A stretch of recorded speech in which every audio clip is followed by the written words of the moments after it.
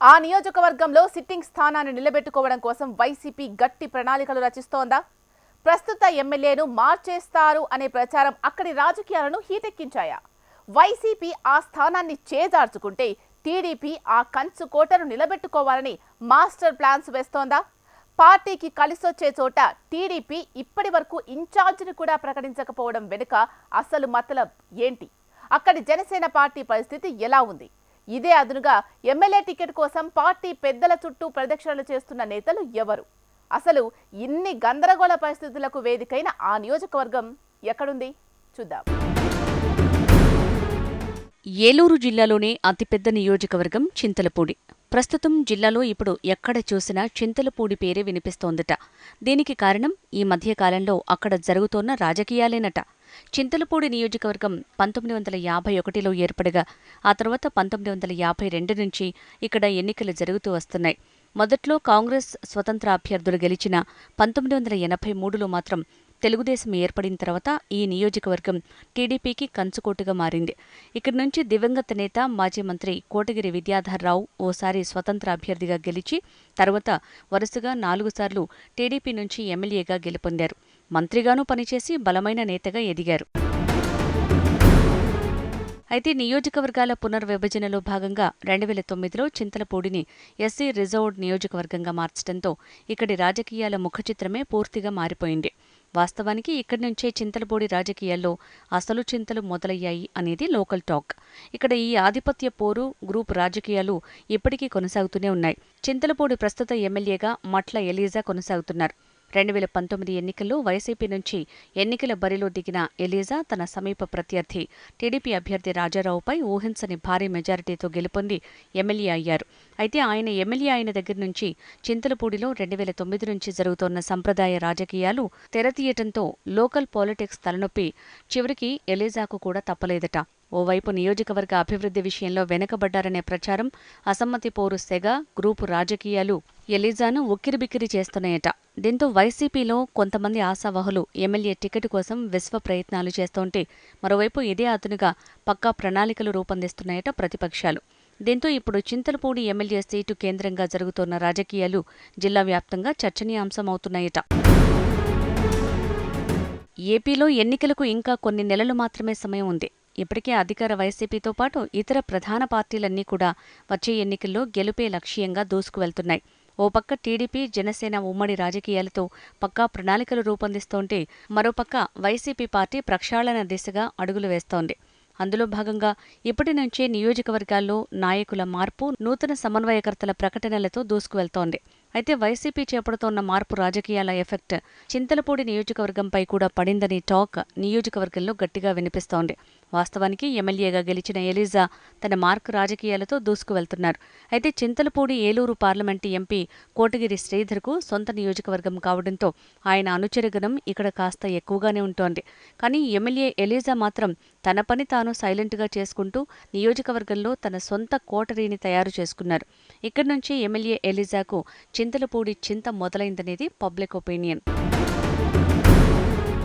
మొదటి నుంచి కూడా చింతలపూడి కేంద్రంగా అటు ఎంపీ శ్రీధర్, ఇటు ఎమ్మెల్యే ఎలీజాకు పొసగకపోవడంతో ఎంపీ వర్సెస్ ఎమ్మెల్యే రాజకీయాలకు దారితీశాయి. ఇప్పటికే ఆ గ్రూప్ పాలిటిక్స్ కొనసాగుతూనే ఉన్నాయి కూడా. దీనికి తోడు ఎమ్మెల్యే ఎలీజాకు అసమ్మతి సెగ కూడా బాగానే పెరిగిందనేది రాజకీయ విశ్లేషకుల మాట.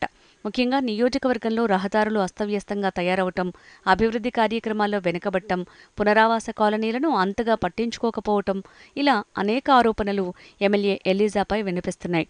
అంతేకాకుండా ఆయనపై అవినీతి ఆరోపణలు సైతం ఎక్కువ అవటంతో ఈసారి వైసీపీలో మార్పులు చేర్పుల్లో భాగంగా ఎలీజాకు టికెట్ దక్కదనే వాదనలు కూడా ఊపందుకుంటున్నాయి. ఎమ్మెల్యే ఎలీజా మాత్రం తన మార్కు రాజకీయాలతో ముందుకు సాగుతున్నారు. నియోజకవర్గంలో సమస్యలు లేవని తాను చెప్పటం లేదని, కానీ ఒక ఎమ్మెల్యేగా నియోజకవర్గ అభివృద్ధికి ఎంత మేరకు కష్టపడాలో అదే స్థాయిలో కష్టపడుతున్నానని, కానీ కావాలని కొంతమంది తనపై దుష్ప్రచారం చేస్తున్నారని వాపోతున్నారట ఎలీజా. ఇదిలా ఉంటే తాజాగా వైసీపీ అధిష్టానం నియోజకవర్గాల ఎమ్మెల్యేలకు స్థానచలనం, కొత్త ఇన్ఛార్జీల ప్రకటన ఎఫెక్ట్ ఇప్పుడు ఉమ్మడి పశ్చిమ గోదావరి జిల్లాలపైన కూడా పడిందనే టాక్ గట్టిగా వినిపిస్తోంది. అందులో భాగంగానే ఇటీవల సీఎం జగన్మోహన్ రెడ్డి ఎమ్మెల్యే ఎలీజాను కూడా పిలిపించి పరిస్థితి వివరించినట్లు సమాచారం. నియోజకవర్గంపై వచ్చిన రిపోర్టులు, సర్వేల ఆధారంగా ఎలీజాకు ఈసారి టికెట్ ఉండకపోవచ్చనే సమాచారాన్ని ఇప్పటికే అధిష్టానం ఆయనకు చెప్పినట్టు తెలుస్తోంది. అయితే ఎలీజాకు మొత్తానికి టికెట్ లేకుండా చేస్తారా లేదా వేరే చోట ఇంకేమైనా అవకాశం కల్పిస్తారా అనేది స్పష్టత రావాల్సి ఉంది. దీంతో చింతలపూడి నియోజకవర్గంలో మార్పులు ఉంటాయని తెలియటంతో చాలామంది ఆశావహులు సైతం ఈ నియోజకవర్గంపై కన్నేశారనేది మరో చర్చ. ఇందులో భాగంగా స్థానిక వ్యక్తి అయిన ఆర్టీఓ విజయరాజు పేరు కూడా ఆశావహుల లిస్టులో కనిపిస్తోందట. ఇప్పటికే విజయరాజు తన అభిప్రాయాన్ని వైసీపీ పెద్దల దృష్టిలో పెట్టినట్టు తెలుస్తోంది. అధిష్టానం కూడా విజయరాజు పట్ల పాజిటివ్గా ఉన్నట్లు సమాచారం. స్థానిక వ్యక్తి కావటం, నియోజకవర్గంలో అందరికీ సుపరిచితుడు కావటం, ఆర్థిక ఇబ్బందులు అంతగా లేకపోవటం, వైసీపీలో పేరు మోసిన నాయకుల సహకారం ఉండటం ఇవన్నీ విజయరాజుకు ప్లస్ పాయింట్స్గా చెప్తున్నారు. ఈసారి టికెట్ విజయరాజుకు ఇస్తే ఎన్నికల్లో గట్టి పోటీ ఇస్తారనేది స్థానికులు చెప్తున్నమాట. విజయరాజుతో పాటు మరికొంతమంది ప్రముఖుల పేర్లు కూడా వైసీపీ ఆశావహుల లిస్టులో వినిపిస్తున్నాయట. అయితే దీనిపై వైసీపీ బాస్ ఎలాంటి నిర్ణయం తీసుకుంటారో వేచి చూడాల్సి ఉంది. మరోవైపు టీడీపీ, జనసేనలు కూడా ఈసారి చింతలపూడిలో ఎలాగైనా గెలిచి చూపించాలని తెగ తాపత్రయపడుతున్నారట. 2019లో ఓడిపోయిన తర్వాత ఆ ఎన్నికల్లో పోటీ చేసిన టీడీపీ అభ్యర్థి మరణించడంతో అప్పటి నుంచి ఇక్కడ ఇన్ఛార్జిని ప్రకటించలేదు టీడీపీ.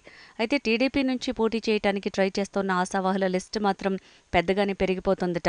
ఇప్పటికీ మాజీ మంత్రి పీతల సుజాతతో పాటు మరికొంతమంది చింతలపూడి సీటుపై కన్నేశారట. వారితో పాటు ఈసారి కొత్త అభ్యర్థులు సైతం టీడీపీ నుంచి చింతలపూడి బరిలో దిగటానికి రెడీ అవుతున్నారట. వారిలో ప్రధానంగా బొమ్మ అనిల్, సొంగ రోషన్ల పేర్లు ఎక్కువగా వినిపిస్తున్నాయి. వారిలో విద్యావేత్త, మాజీ ఐఏఎస్ అధికారి, గతంలో ఇక్కడ జిల్లా కలెక్టర్గా పనిచేసిన దానం కుమారుడు అయిన బొమ్మ అనిల్నే ఇక్కడ టీడీపీ అభ్యర్థిగా బరిలో దించుతారనే ప్రచారం మొదలైంది. ఇప్పటికే బొమ్మ అనిల్ పలుసార్లు టీడీపీ అధినేత చంద్రబాబుని కలిసి ఆయన ఆశీస్సులు తీసుకున్నారు కూడా. అలాగే నియోజకవర్గంలోనూ విరివిగా తిరుగుతూ ప్రజాబలాన్ని కూడా కూడగట్టుకుంటున్నారు అనిల్. మరోవైపు అనిల్ వ్యక్తి అయిన సొంగ రోషన్ కూడా టీడీపీ టికెట్ కోసం గట్టిగా ప్రయత్నిస్తున్నట్టు తెలుస్తోంది. మరోవైపు జనసేన నేత అయిన మేకా ఈశ్వరయ్య సైతం పొత్తులో భాగంగా తనకే సీటు కేటాయిస్తారనే ఆశాభావం వ్యక్తం చేస్తున్నారట. వచ్చే ఎన్నికల్లో వైసీపీ నుంచి పోటీ చేసే ఆ అభ్యర్థి ఎవరు? వైసీపీ నేతను ఎదుర్కొనే ఆ బలమైన నేతలు ఎవరు? సిట్టింగ్ స్థానాన్ని నిలబెట్టుకోవటంలో వైసీపీ ఎత్తులేంటి? దానికి పోటీగా టీడీపీ చేసే రాజకీయాలేంటి? మరి సామాజిక, రాజకీయ సమీకరణాల దృష్ట్యా ఇక్కడ సీటును టీడీపీ, జనసేనలు ఎవరికి కేటాయిస్తాయో చూడాలి.